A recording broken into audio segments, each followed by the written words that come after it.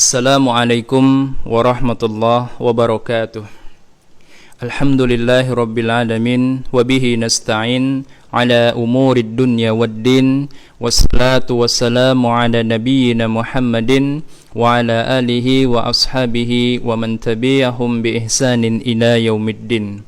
Allahumma 'allimna ma yanfa'una wanfa'na bima 'allamtana. Amin ya rabbal alamin.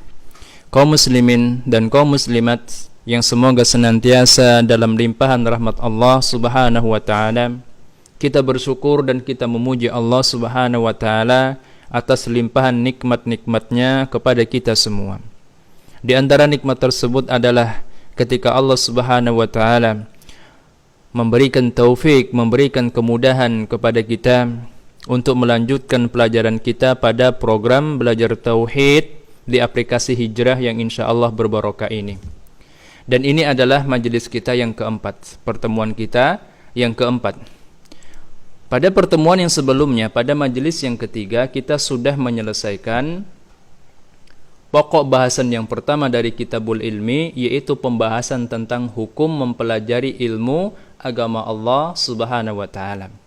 Dan pada majelis yang keempat ini, kita akan memasuki bagian yang pertama dari pokok bahasan yang kedua Kitabul Ilmi, yaitu pembahasan tentang keutamaan mempelajari ilmu agama Allah Subhanahu wa taala.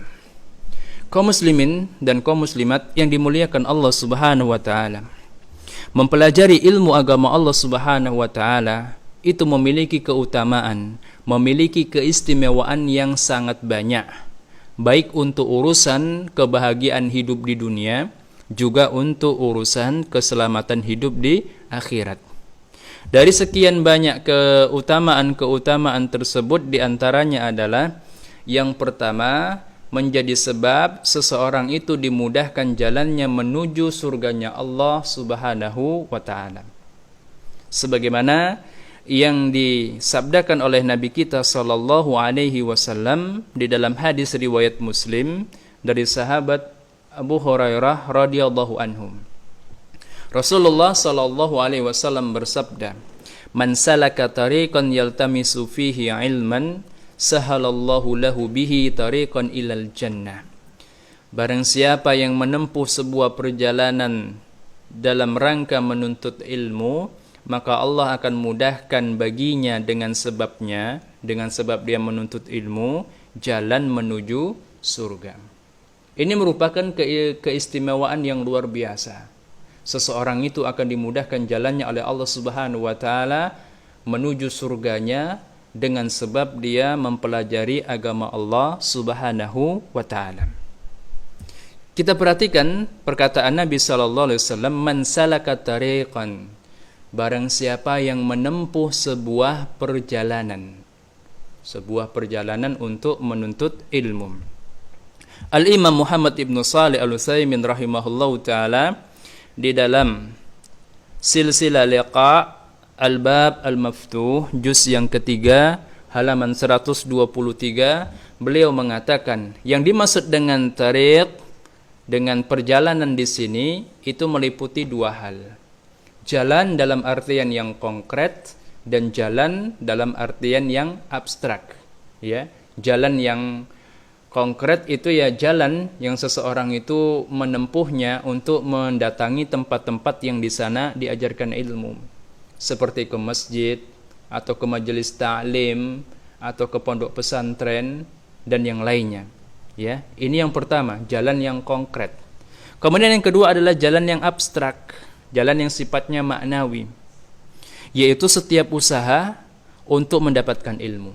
Ya, setiap usaha untuk mendapatkan ilmu berikut usaha-usaha pendukungnya.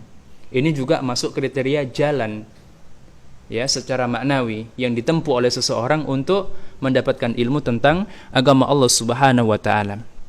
Seperti bekerja, ya, untuk biaya pendidikan atau menabung untuk membeli kitab-kitabnya para ulama, termasuk juga menginstal aplikasi yang bermanfaat untuk membantu mempelajari agama Allah Subhanahu wa taala. Semua usaha-usaha ini masuk dalam kriteria jalan yang ditempuh oleh seseorang untuk mempelajari ilmu agama Allah Subhanahu wa taala. Iya, dan ini semua akan memudahkan seseorang masuk ke dalam surganya Allah Subhanahu wa taala. Kaum muslimin dan kaum muslimat yang dimuliakan Allah Subhanahu wa taala,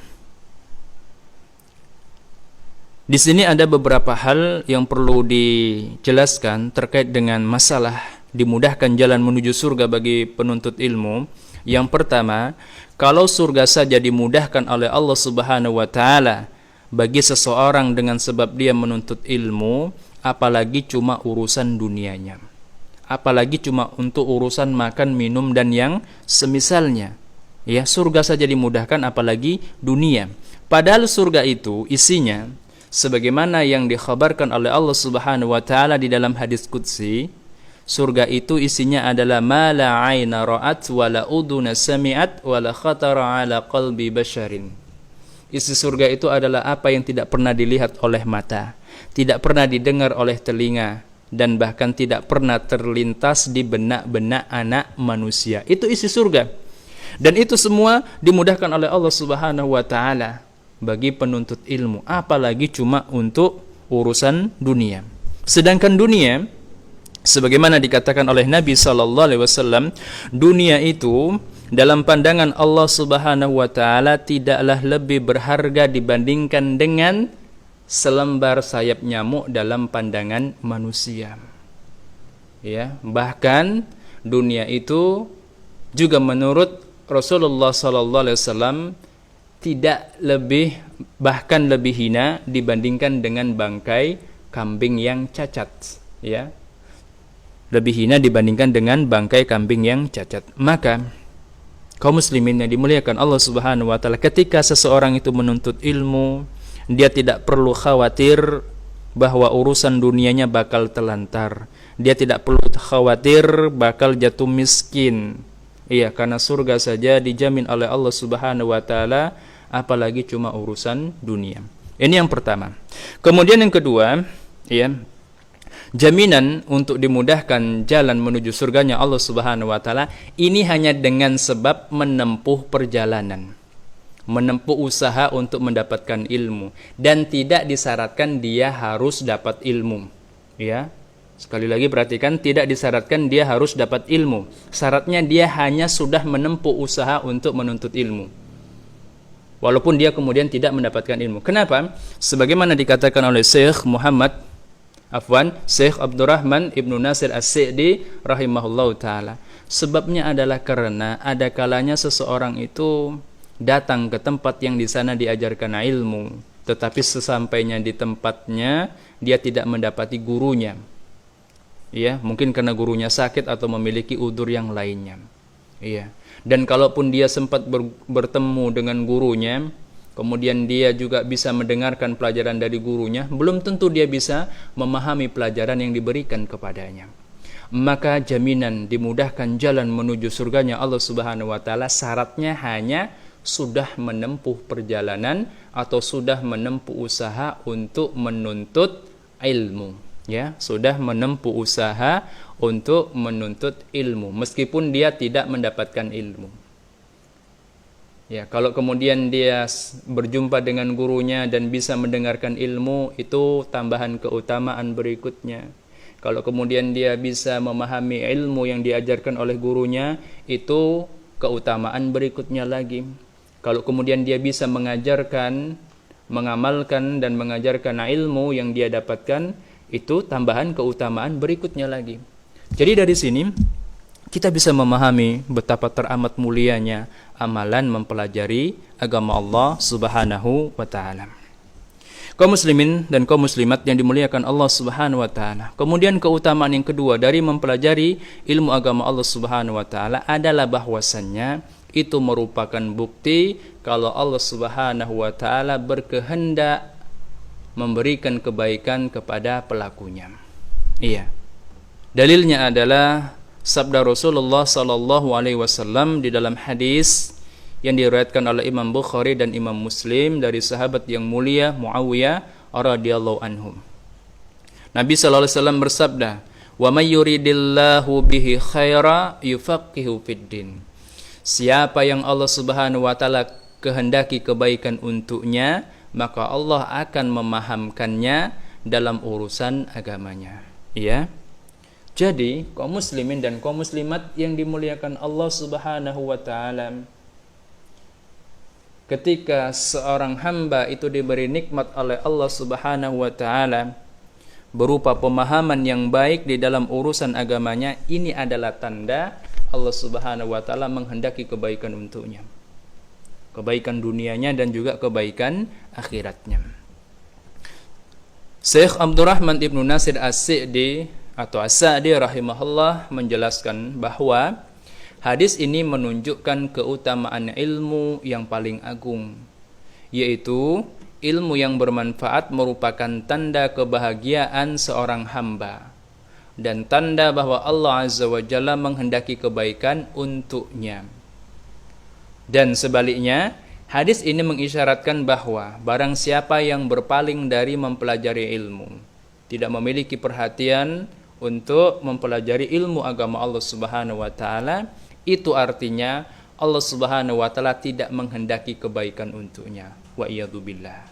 Karena dia terhalang dari melakukan sebab-sebab yang dapat mendatangkan kebaikan dan kebahagiaan, yaitu ilmu. Ilmu yang merupakan sebab kebaikan dan kebahagiaan dihalangi untuk dirinya, berarti Allah memang tidak menghendaki kebaikan untuknya. Wa iyadzubillah. Iya. Kemudian Al-Imam An-Nawawi rahimahullah, salah seorang ulama besar dari madhab Syafi'i, mengatakan ketika menjelaskan hadis di atas, di dalam hadis ini terdapat dalil tentang keutamaan ilmu, mendalami ilmu dan motivasi terhadap usaha untuk mendapatkan ilmu. Ya, sebabnya adalah karena ilmu akan menuntun seseorang kepada ketakwaan kepada Allah Subhanahu wa taala. Ini ilahnya, sebabnya. Ya. Karena ketakwaan itu adalah kunci kebahagiaan hidup di dunia dan keselamatan hidup di akhirat.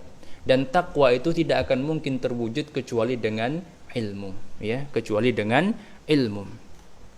Kaum muslimin dan kaum muslimat yang dimuliakan Allah Subhanahu wa taala. Kemudian yang ketiga dari keutamaan mempelajari ilmu agama Allah Subhanahu wa taala adalah bahwasannya menuntut ilmu itu merupakan upaya untuk mendapatkan warisan para nabi dan menjadi bagian dari pewaris para nabi.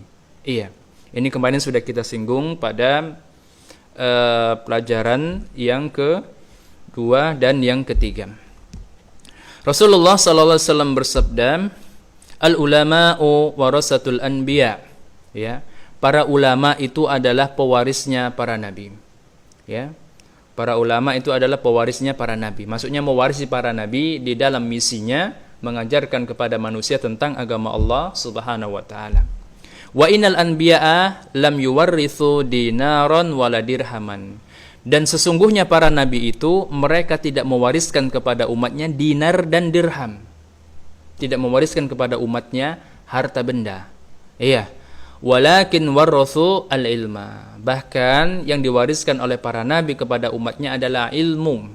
Ilmu tentang agama Allah Subhanahu wa taala. Faman akhadahu akhadha bihaddin wafirin.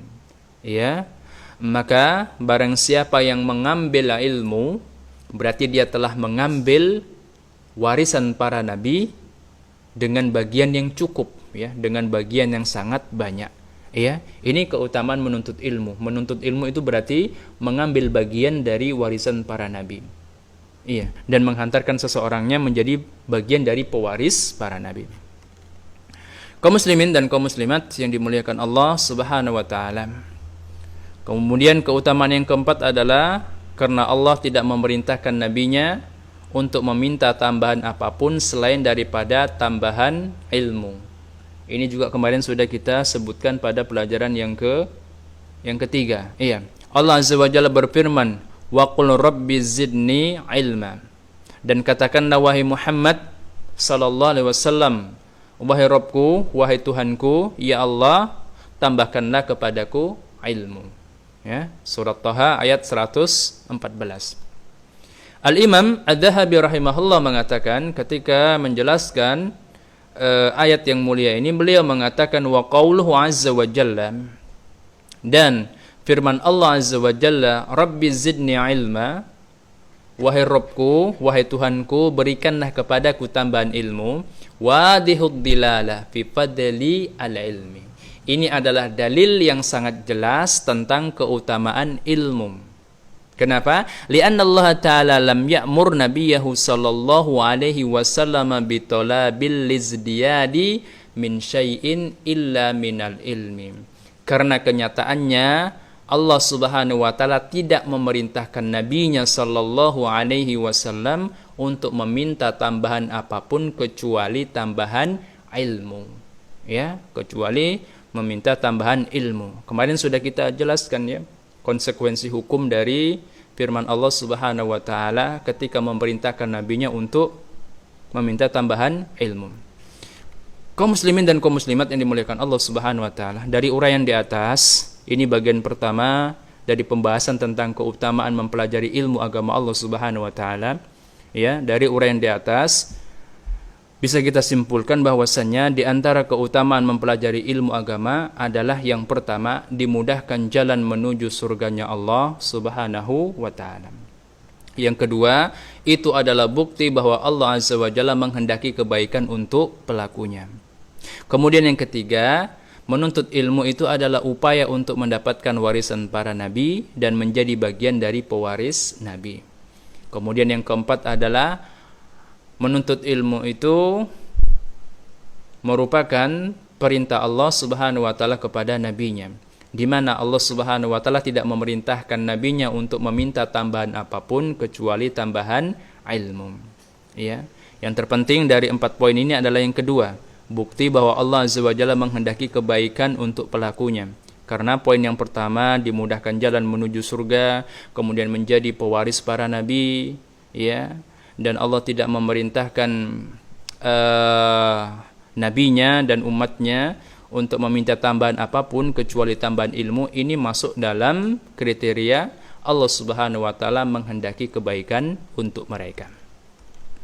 Kaum muslimin dan kaum muslimat yang dimuliakan Allah Subhanahu wa taala, kesimpulan kita pada pelajaran yang keempat ini adalah bahwasannya ilmu yang dimaksud dengan ilmu di sini adalah ilmu agama Allah Subhanahu wa taala. Ilmu itu merupakan sebab keberuntungan seorang hamba dalam kehidupan dunianya dan dalam kehidupan akhiratnya. Inilah makna dari sabda Rasulullah sallallahu alaihi wasallam, "Mayyuridillahu bihi khaira yufaqihu fiddin." Barang siapa yang Allah kehendaki kebaikan untuknya, maka Allah pasti akan berikan kepadanya pemahaman yang baik tentang agama Allah Subhanahu wa taala. Ya, tolong dicatat ya kesimpulan dari pelajaran kita kali ini. Insyaallah kita akan lanjutkan pada pelajaran yang kelima untuk pembahasan tentang keutamaan menuntut ilmu ini. Ya, kita cukupkan sampai di sini. Naktafi bihadzal qadar. Billahi taufik wal hidayah.